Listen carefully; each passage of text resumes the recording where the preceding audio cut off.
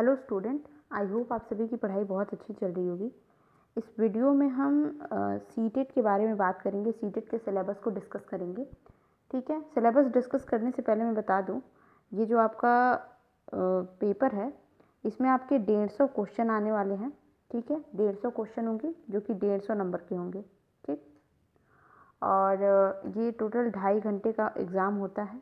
ठीक, 2.5 घंटे का एग्ज़ाम होता है और इसमें कोई नेगेटिव मार्किंग नहीं होती है।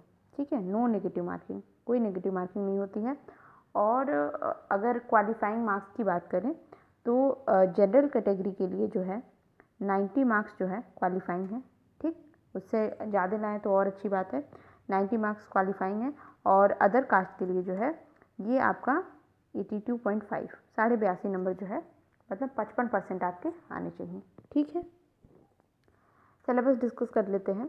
ये जो आपका सेंट्रल टेट एलिजिबिलिटी टेस्ट है, सेंट्रल टीचर एलिजिबिलिटी टेस्ट है, सीटेट जो है, ये इसका एक फ़ायदा क्या होता है कि ये किसी भी स्टेट के लिए लागू होता है क्योंकि ये सेंट्रल लेवल के लिए है। ठीक है, यूपी का बस यूपी में लागू होगा, बट ये जो है ये बाकी सारे स्टेट्स में लागू होता है। ठीक है, कहीं की भी प्राइमरी टीचर भर्ती हो रही है, अगर आपने 1 to 5 की सीटें क्वालिफाई की है तो आप वहाँ पे वहाँ की भर्ती के लिए जो है एलिजिबल है। ठीक है, आपका टोटल 5 पेपर होगा, इसमें 5 सब्जेक्ट होगा। इसमें कौन कौन से सब्जेक्ट होंगे? तो पहला जो होगा आपका बाल विकास है, बाल विकास और शिक्षा शास्त्र यानी चाइल्ड डेवलपमेंट पेडागोजी। और 2 सब्जेक्ट जो हैं आपके लैंग्वेज के हैं, एक इंग्लिश का होगा और एक हिंदी का होगा। ठीक है, और चौथा जो है आपका वो मैथ का पेपर है और 5वां जो है आपका ईवीएस है। और देखिए जो पांचों ये पेपर हैं, पांचों जो सब्जेक्ट्स हैं वो 30-30 नंबर के इसके क्वेश्चंस आएंगे, जो 30 क्वेश्चन होंगे और 30 नंबर के होंगे। ठीक है, सिलेबस को थोड़ा डिटेल में देख लेते हैं। ये आपका बाल विकास का सिलेबस है टोटल। ठीक है, अवधारणा पढ़नी है आपको, अधिगम से संबंध जो है, थोड़ा इंग्लिश में भी बता देती हूँ इसको, मतलब कॉन्सेप्ट ऑफ डेवलपमेंट एंड आपका जो है इट्स रिलेशनशिप विथ लर्निंग।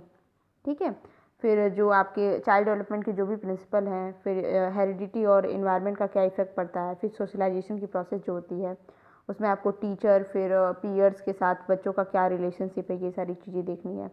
फिर पियाजे, कोहलबर्ग और वाइगोत्स्की, इनका बहुत इंपॉर्टेंट रोल होता है। इनके बहुत सारे ऐसे ऐसे प्रिंसिपल हैं जो कि चाइल्ड डेवलपमेंट के बारे में बताते हैं। ये सारी चीज़ें आपको पढ़नी है। फिर जो मल्टी डायमेंशनल ये इंटेलिजेंस वाला सिस्टम है, ये फिर लैंग्वेज एंड आपके थॉट्स ये पढ़ने हैं। ठीक है, ये सारी चीज़ें हमें जो है बाल विकास और ये शिक्षण अधिगम में पढ़ना है। ठीक है, पेडागोगी में ये हो गया। ठीक, और आपको लास्ट में जो है एनसीएफ का जो आया था, ठीक है, एनसीएफ के बारे में भी हमको पढ़ना है। फिर ये आपका मोटिवेशन वाला चैप्टर है और ये संज्ञान एंड संवेग, ये सारी चीज़ें, तो ये आपका बाल विकास में है। ठीक है, और हिंदी भाषा और शिक्षा शास्त्र, यहाँ पे भाषा आ जाता है, लैंग्वेज आपका हिंदी वाला, और सेम आपको इंग्लिश में भी देखने को मिलेगा। देखिए, तो इसमें आपको ग्रामर पढ़ना है। ठीक है, और अनसीन पैसेज जो आता है ना, अपठित गद्यांश, वो देखना है। फिर उसके बाद हिंदी की पेडागोगी देख लेनी है। ठीक है, हिंदी की पेडागोगी देख लेनी है। तो पेडागोगी में क्या है, ये कैसे बच्चे भाषा सीखेंगे, क्या क्या चीज़ें हैं, क्या भाषा शिक्षण की क्या सिद्धांत हैं, फिर सुनने बोलने ये वाली इसकी क्या क्षमता होती है भाषा में। ठीक है, क्या इसका रोल होता है, इसी में आपको सर्वोपरि पढ़ने को मिलेगा। ठीक है, फिर ये भाषाई विविधता वाले कक्षा की जो समस्याएं हैं, फिर भाषा कौशल, ये सारी चीज़ें। ठीक है, तो ये हमको हिंदी में मिलेगी। ठीक है, और बच्चों को पढ़ाने की क्या शिक्षण होते हैं, क्या शिक्षा सिद्धांत होते हैं, क्या मेथड होते हैं, ये सारी चीज़ें। फिर सेम आपको इंग्लिश में भी देखने को मिलेगा, grammar, unseen passage, unseen poem. अच्छा हाँ, सॉरी, यहाँ पे गद्यांश और पद्यांश है, तो इसको मतलब स्टोरी बोलते हैं और ये कविता होती है। ठीक है, हाँ, और यही आपको इंग्लिश में भी देखने को मिलेगा, सेम चीज़। ठीक, मतलब आपको लर्निंग एंड एक्विटाइजेशन पढ़ना है, मतलब वही जो भाषा और हमने अर्जन पढ़ा था इसके पहले ऊपर। फिर ये principle of language teaching, role of listening speaking, ये सारी चीज़ें पढ़नी है आपको इसमें। ठीक है, और मैथ में आपको 10th लेवल का मैथ पढ़ना है। ठीक है, 10th 8th बोल सकते हैं। ठीक है, जिसमें आपको नंबर सिस्टम है, एलसीएम है, एचसीएफ है, फिर मापन प्रणाली है, फिर आपका ज्योमेट्रिकल वाला है, फिर उसके बाद से अरिथमेटिक चीज़ें, ये सब पढ़नी है। ठीक है, और हाँ, मैथ का केवल मैथ ही नहीं पढ़ना है आपको, जितने भी ये सब्जेक्ट दिए हुए हैं, पांचों आपके जो सब्जेक्ट हैं उसमें सबसे इम्पॉर्टेंट आपको शिक्षा शास्त्र पढ़ना है। सीटेट में यही खासियत होती है कि आपको पैडागॉजी पढ़नी होती है। 15-15 नंबर के पैडागॉजी आते हैं, ठीक है। अगर ये 15 नंबर का है इतना, ठीक है, ये अगर 15 नंबर का है तो ये टोटल 15 नंबर का आएगा। ओके, ठीक है। अब देखिए आपको गणित की पैडागॉजी में देखिए क्या क्या देखना है। गणित की भाषा, सामुदायिक गणित, गणित में मूल्यांकन, गणित में शिक्षा में क्या समस्याएं आती हैं, जब किसी बच्चे को गणित पढ़ाया जा रहा है तो उसमें त्रुटि विश्लेषण कैसे करेंगे, फिर उसके निदानात्मक और उपचारात्मक शिक्षण, ये सारी चीज़ें आपको पढ़नी है। फिर ईवीएस में हम आ जाते हैं। ईवीएस में आपको जो है ये पढ़ना है, ये 3 to 5 आप अगर एनसीईआरटी की बुक पढ़ लेते हो ईवीएस की तो आपका कंप्लीट हो जाता है। उसी में से टोटल क्वेश्चन आते हैं, ठीक है। तो ये आपको ईवीएस का ये चैप्टर, परिवार मित्र, फिर जंतु पौधे, भोजन पोषण, जल आश्रय, यातायात, हम चीज़ें कैसे बनाते हैं, ये सारे चैप्टर उसमें मिल जाएगा। फिर इसकी भी आपको पैडागॉजी पढ़नी है, ठीक है। मतलब पर्यावरणीय अध्ययन के बारे में हम देखेंगे। फिर अधिगम के क्या सिद्धांत हैं, विज्ञान और सामाजिक विज्ञान में संबंध, उनके क्षेत्र, पर्यावरण अध्ययन, शिक्षण के तरीके, गतिविधियाँ, प्रयोगात्मक कार्य, TLMs जो होते हैं, जो टीचर लर्निंग मटेरियल्स होते हैं, ठीक है। फिर पर्यावरण अध्ययन में बच्चे को पढ़ाने में क्या समस्याएं आती हैं, टीचिंग प्रॉब्लम जो होती हैं, ये सारी चीज़ें। अब अगर हम शॉर्ट में थोड़ा सा स्ट्रेटजी की बात करें, स्ट्रेटजी के लिए क्या होना चाहिए। देखिए अगर अभी देखिए अक्टूबर चल रहा है, ठीक है, दिवाली आने वाली है, अक्टूबर चल रहा है। आज आपका शायद 20 अक्टूबर है ना, 20 अक्टूबर है। और अगर आप एकदम श्योर रहिए कि आपका जो है दिसंबर 2022 में सीटेट का एग्ज़ाम होगा 100%, ठीक है। आपके पास कितना समय बच रहा है, मे बी ये मिड दिसंबर में हो जाए, 15 दिसंबर के पास हो जाए, लास्ट दिसंबर में हो जाए, तो कुल मिला के दिसंबर में होना है। आपके पास लगभग जो है 2 मंथ का टाइम है, ठीक है। 2 मंथ का टाइम यानी 60 दिन के आसपास का। उसमें आपके त्यौहार भी आने हैं। आपको क्या करना है कि आप जहाँ से भी जिस सोर्स से पढ़ रहे हो, इधर आप ऑनलाइन पढ़ रहे हो, इधर आप ऑफलाइन पढ़ रहे हो, तो मैं आपको सजेस्ट करूँगी आप ऑनलाइन ज़रूर पढ़ना। क्योंकि क्या होता है, आप समझ जाओगे। अगर फर्स्ट टाइम पेपर दे रहे हो तो समझने में दिक्कत होती है, क्योंकि सीटेट में बहुत थ्योरेटिकल चीज़ें होती हैं, ठीक है।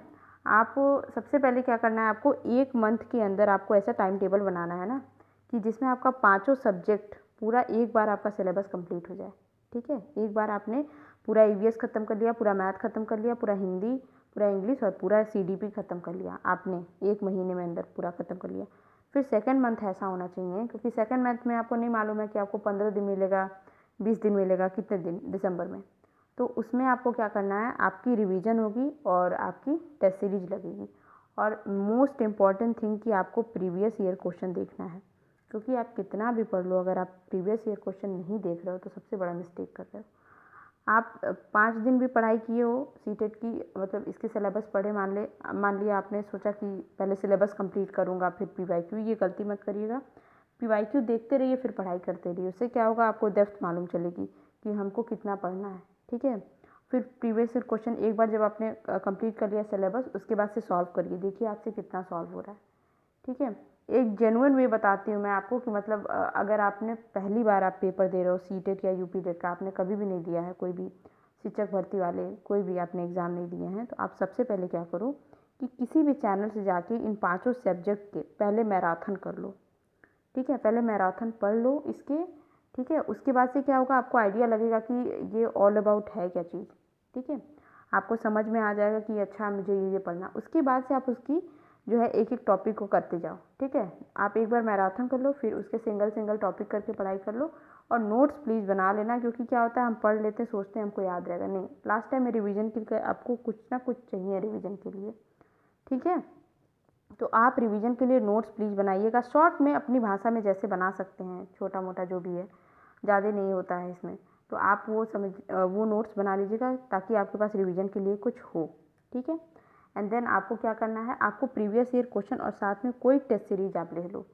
मैं बोलूँगी आप यूथ ले सकते हो, मैंने भी अपने टाइम यूथ लिया था, तो आप यूथ ले सकते हो, यूथ की भी टेस्ट सीरीज अच्छी होती है, ठीक है। इधर ये मार्केट में अवेलेबल होता है, तो आप उससे कर सकते हो। तो आपको क्या क्या देखना है, पहले तो अपना शेड्यूल बना लीजिए 1 मंथ का, कि आपको 1 मंथ में किस तरह कंप्लीट कर लेना है। देन PYQ, फिर टेस्ट सीरीज, ठीक है। और बस दैट्स डन। और लास्ट टाइम में अपना एग्ज़ाम लाइक इन्वायरमेंट में रख के अपने आप को, फिर पेपर दे के देखिए आपसे कितना सॉल्व हो रहा है। और बहुत ईजिली आप इसमें 110 ला सकते हो आराम से। अगर आपने जैसे आप फर्स्ट टाइम एग्ज़ाम दे रहे हो और अगर आपके टेस्ट सीरीज़ में जो है अच्छे खासे 100 नंबर आ जा रहे हैं, ये पहली बार का नहीं बोल रही हूँ, आपके बहुत सारे प्रैक्टिस के बाद 100 नंबर आएंगे, ठीक है। अगर आप कर ले रहे हो तो दैट्स वेरी वेल, ठीक है।